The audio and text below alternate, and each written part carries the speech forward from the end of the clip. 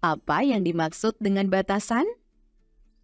Nedra mendefinisikan batasan sebagai ekspektasi dan kebutuhan yang membantu diri merasa aman dan nyaman dalam semua hubungan. Keberadaan ekspektasi dalam suatu hubungan itu sebenarnya membantu diri untuk tetap sehat lahir batin. Jika kita menerapkan batasan, kita akan dihormati dan dihargai oleh orang lain. Setiap orang bisa belajar kapan harus menolak dan kapan dapat memenuhi permintaan. Sikap ini merupakan bagian penting dari rasa nyaman saat berelasi dengan orang lain. Berikut beberapa arti batasan yang bisa kita pahami. Batasan adalah pagar pengaman agar kita tidak terlalu memaksakan diri. Batasan adalah tindakan untuk peduli pada diri sendiri.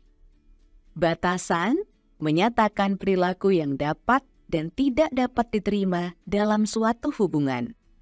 Batasan juga berarti parameter untuk mengetahui apa yang dapat diharapkan dalam suatu hubungan. Jadi, bisa dibilang bahwa batasan itu adalah suatu isyarat bagi orang lain tentang bagaimana sebaiknya dia memperlakukan kita. Batasan dapat dikomunikasikan dengan eksplisit atau implisit. Saat kita menetapkan batasan itu, penting bagi kita untuk menyadari batasan yang disampaikan orang lain pada kita.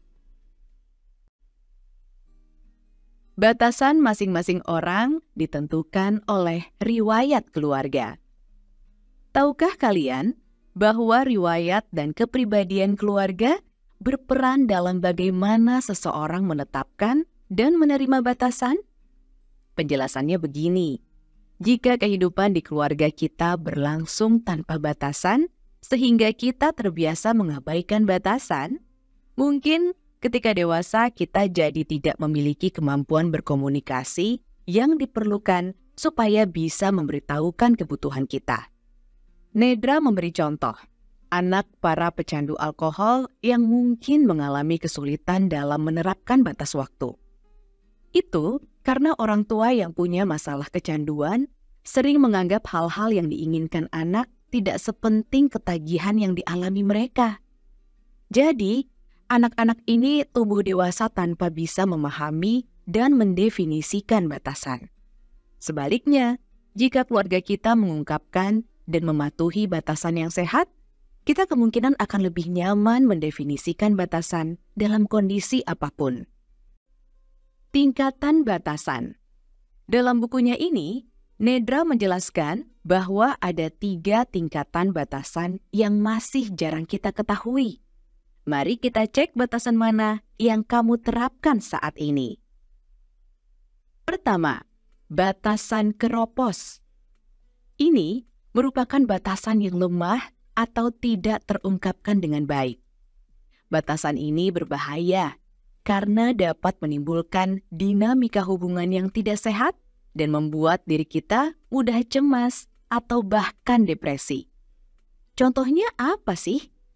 Misalnya, sering menceritakan hal-hal yang tidak perlu diceritakan, terlalu bergantung, dan tidak adanya pemisahan emosional antara diri kita dengan orang lain. Oh iya, jangan salah. Ketidakmampuan kita menolak permintaan dan selalu ingin menyenangkan semua orang, itu juga termasuk batasan keropos.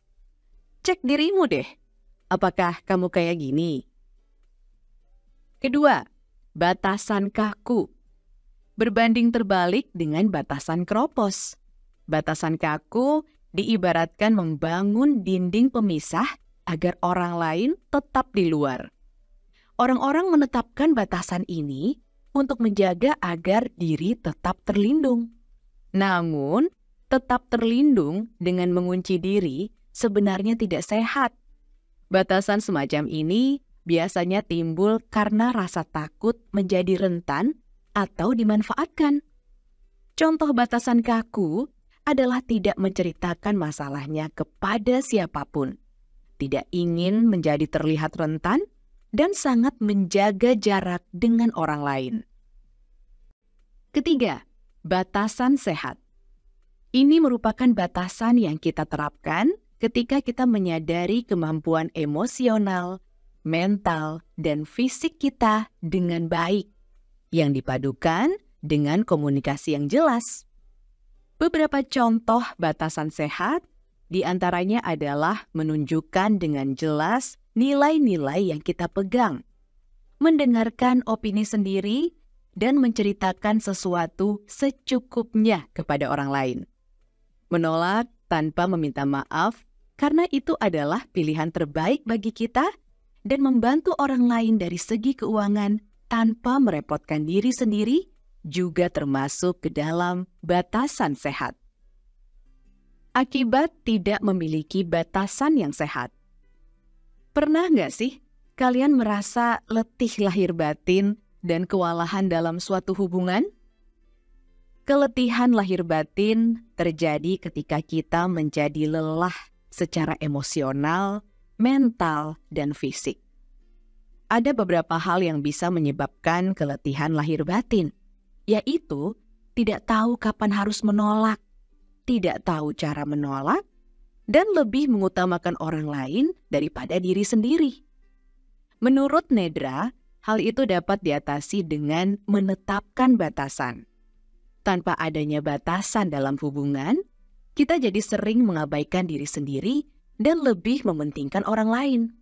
Bahkan, kebanyakan orang yang tidak menetapkan batasan mengira bahwa memedulikan diri sendiri itu egois.